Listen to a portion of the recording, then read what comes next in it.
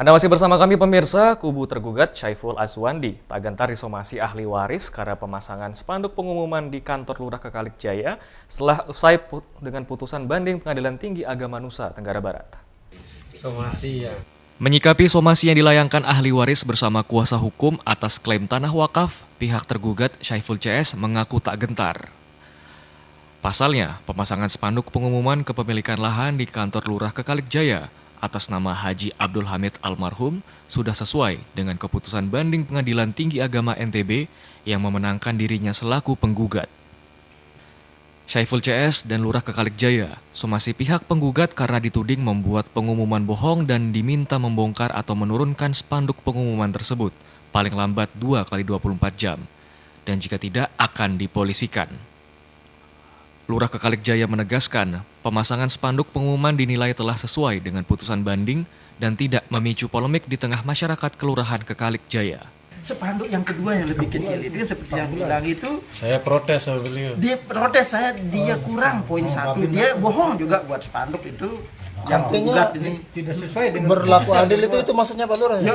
Yang kasih kesempatan kan, yang penggugat dia masang spanduk silakan. Yang sekarang penggugat intervensi masang spanduk silakan. Tapi masih sampai sekarang masih ada spanduk mereka. Dirobek sama angin. Dirobek sama angin. Ada separuh. Ada yang separuh yang sebelah barat itu. Spanduk dia ada masih. Ada masih yang sebelah barat itu yang kecil, yang di tembok besar, di tembok gedung itu. Tokoh masyarakat Kekalikjaya, semua pihak untuk menahan diri dan sama-sama menghormati proses hukum yang sedang berjalan. Jika di tingkat kasasi, kubu penggugat menang dipersilahkan menurunkan spanduk pengumuman di kantor lurah. Pada penggugat asal, keinginannya kembali untuk menerbitkan sertifikat wakaf ditolak. Poin 7 harus ditolak.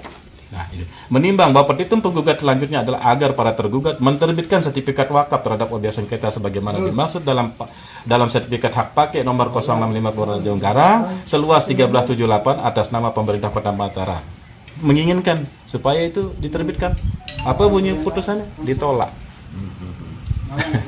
Nah, kemudian ingin disita kembali. Ditolak. Sementara itu, pemerintah Kota Mataram selaku pihak tergugat menjelaskan pelayanan publik di kantor Lurah Kekalikjaya tidak terganggu dengan adanya sengketa kepemilikan lahan kantor Lurah Kekalikjaya. Saat ini, lahan kantor Lurah Kekalikjaya seluas 1.378 meter persegi masih sah menjadi milik Pemkot Mataram yang dibuktikan dengan sertifikat hak guna pakai yang dikeluarkan kantor Badan Pertanahan.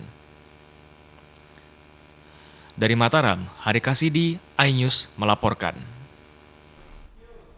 Ya pemirsa, destinasi bahari di Lombok Timur ramai dikunjungi wisatawan, salah satunya adalah Pantai Ekas di Kecamatan Jerowaru.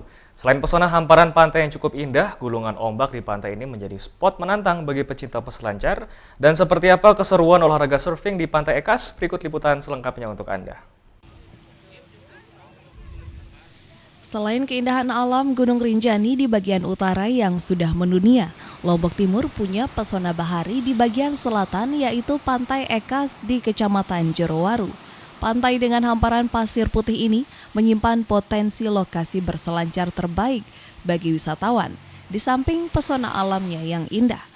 Pantai Ekas terbilang komplit terutama bagi wisatawan yang hobi olahraga selancar atau surfing.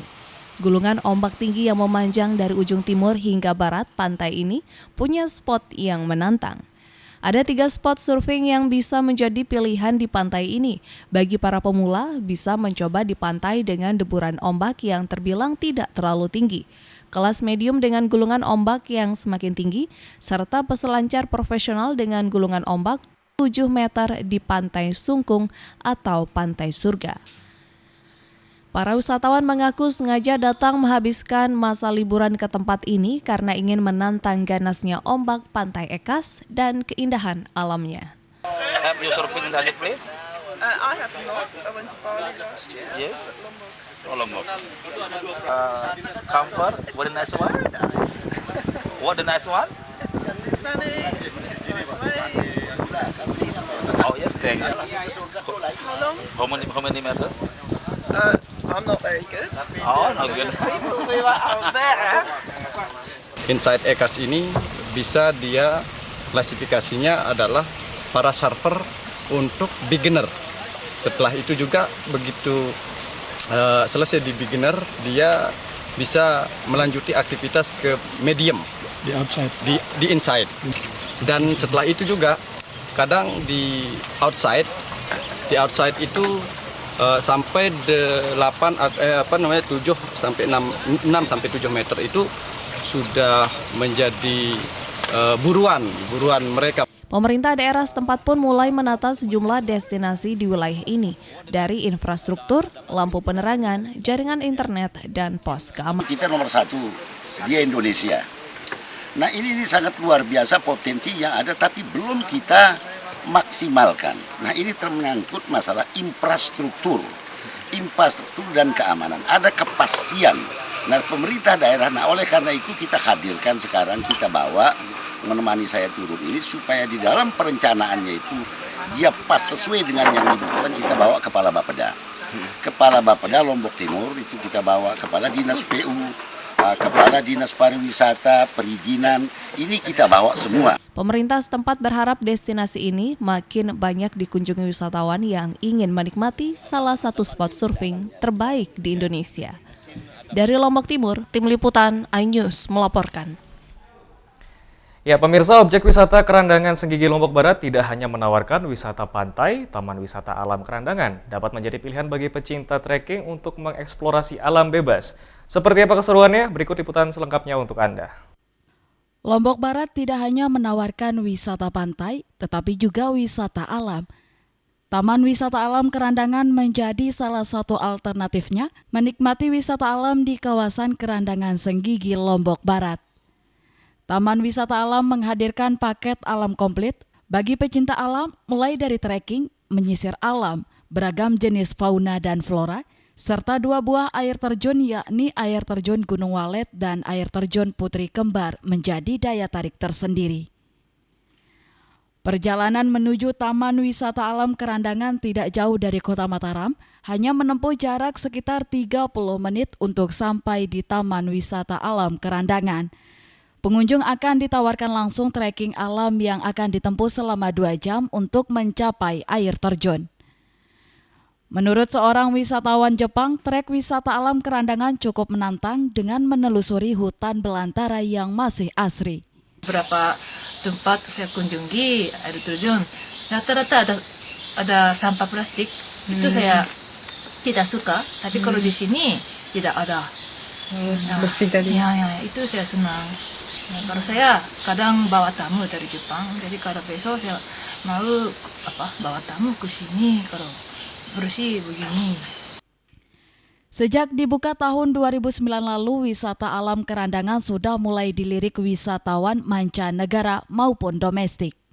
Ini memang dikenalnya dibuka memang sudah lama, tapi kalau untuk sentral sekitar tahun 2009 ya, yang memang baru bisa diekspor dari masyarakat luar maksudnya. Kalau dari masyarakat setempat di sini sudah lama. Kedepannya pihak pengelolaan akan terus mengembangkan wisata ini untuk menarik wisatawan dengan memperbaiki infrastruktur serta fasilitas. Bagi kalian para pecinta trekking alam, Taman Wisata Alam Kerandangan dapat menjadi alternatif baru dalam menikmati paket alam komplit dengan hanya membayar Rp5.000 untuk wisatawan lokal dan Rp10.000 untuk wisatawan mancanegara. Dari Mataram, Tim Liputan iNews melaporkan. Ya pemirsa, serangkaian informasi tadi sekaligus menutup perjumpaan kita di iNews NTB kali ini. Saya Hidayat Adiasih berserta kru yang bertugas pamit. Terima kasih dan sampai jumpa.